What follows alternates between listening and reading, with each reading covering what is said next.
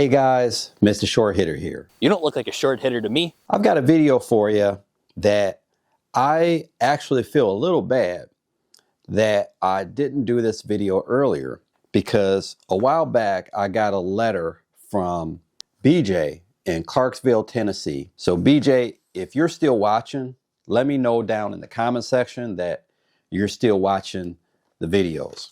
He says, whenever I encounter a good golfer, I want to ask them several questions.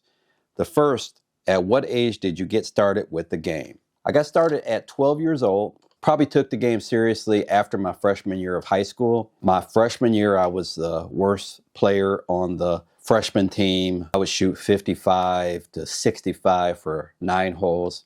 The summer after my freshman year, I would take my clubs and get on my bicycle and ride maybe 5 miles or so to the golf course every day.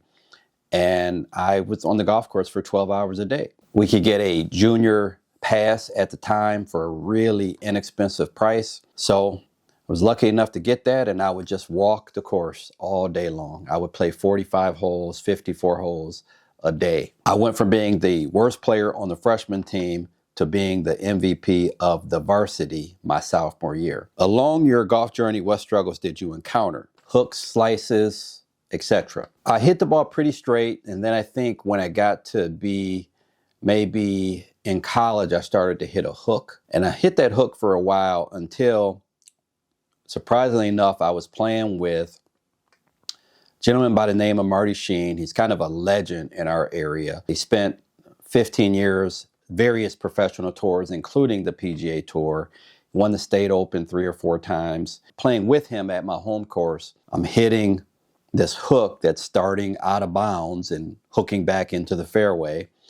And he looks at me and he's like, "You're going to keep playing this hook on all of these holes?" He was surprised by it. And I think that was when I decided maybe it's not so smart to be hitting a hook and aiming out of bounds. I got away with it most of the time. So I would say that I never had a problem with the hook, but that's what kind of made me go away from it. And since then, I worked on a fade a little bit, but for the most part, I try to hit the ball pretty straight. What was the turning point that made you think, hey, maybe I can play this game? Well, golf is a very humbling game, and I still don't think I'm very good. As an example, when I filmed that tournament where I shot 80, I've got someone in the comments that said, Mr. Choke Hitter. Mr. Choke Hitter, they called me. And I could see if I was a person that was, really thinking I was that good, but I'm not. If you watch the channel, you're going to see me shoot 80 a lot more times, especially when I'm playing a tournament and I'm trying to keep out of everybody's way and trying to keep certain, shots to where I don't really have other people in the shot. And I'm setting up the tripod or the camera on my push cart behind me. And I'm doing a lot of movement trying to keep the pace of play. Someone else actually in that same video said that I should film a longer hitter in the tournament and talk about the difference in their strategy versus mine. And it's just not feasible for me to play a golf tournament, film myself, film someone else. So it's just so many moving parts.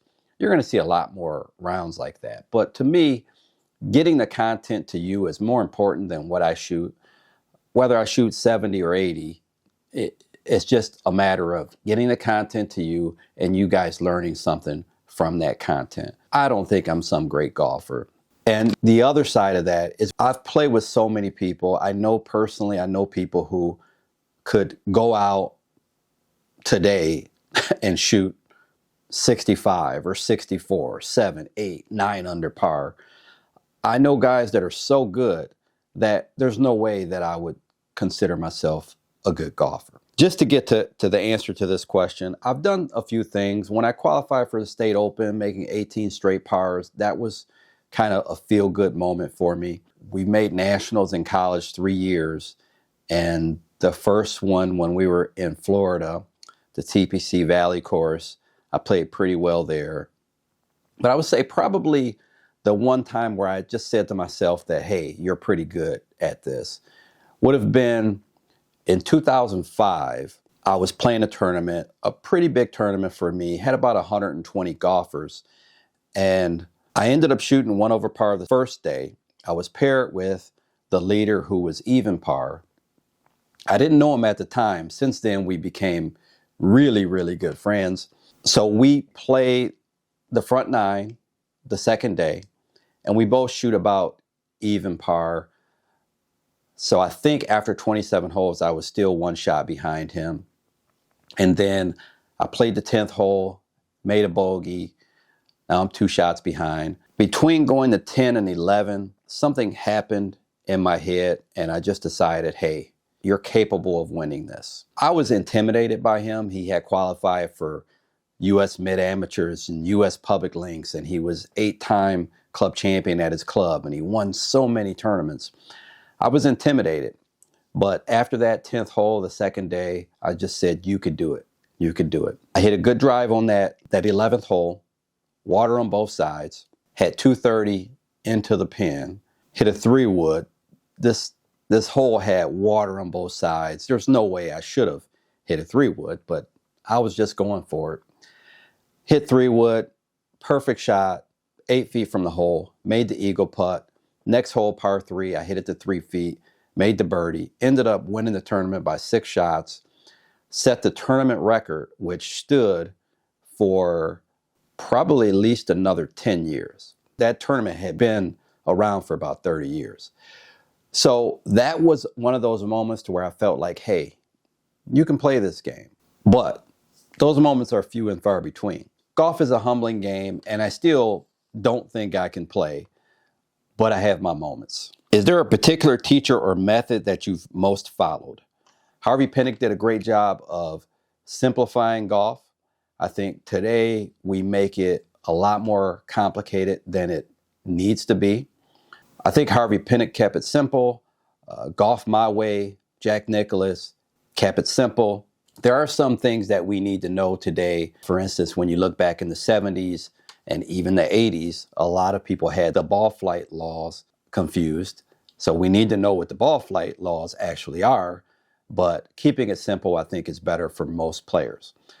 So Harvey Pinnock and Bob Rotella, those would be probably the two that I would look at and read the most.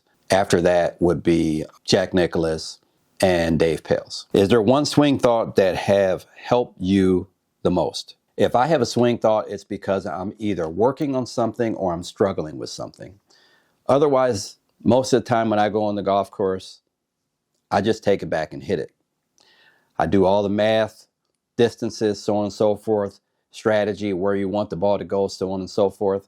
But outside of that, I take it back and hit it. The only time I really need a swing thought is if I'm trying to work the ball, and I don't really work the ball very often. If you were to teach a beginner, what basics of yours would you emphasize? Well, there's something that's also a little point of disagreement sometimes in the comment section. I've played in tournaments where someone will say something about, oh, you need to work on a wedge here. You need to hit a wedge with this shot, so on and so forth. And I think most golfers, most amateur golfers, need to keep the ball on the ground. If you're on the fringe, putt it. If you're short of the green and you could putt it, putt it. Secondly, I would probably hit my little hybrid shot, which is simply a longer putt.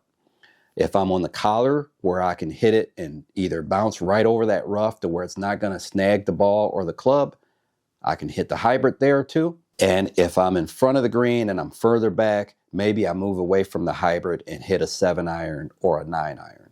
But get the ball running as fast as possible would be the first thing I'm going to tell a beginner golfer. If you could putt it, putt it. Hybrid would be next. Maybe 7-iron would be after that.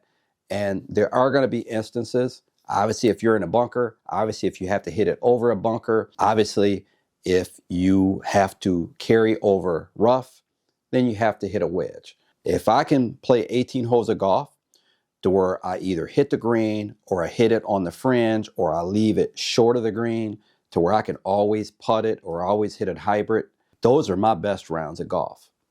Where I struggle a little bit would be more where I'm missing into the rough or into the bunkers to where I have to hit the wedge more often. So you have to work on the wedge game, but it doesn't necessarily need to be the first thing you reach for. So guys, I hope you enjoy the video. I hope you're enjoying the content. BJ, leave down in the comment section if you are still watching the videos. If you enjoyed the video, like, comment, subscribe. Until next time, Mr. Short Hitter, out. 5 holes to go, just play 13.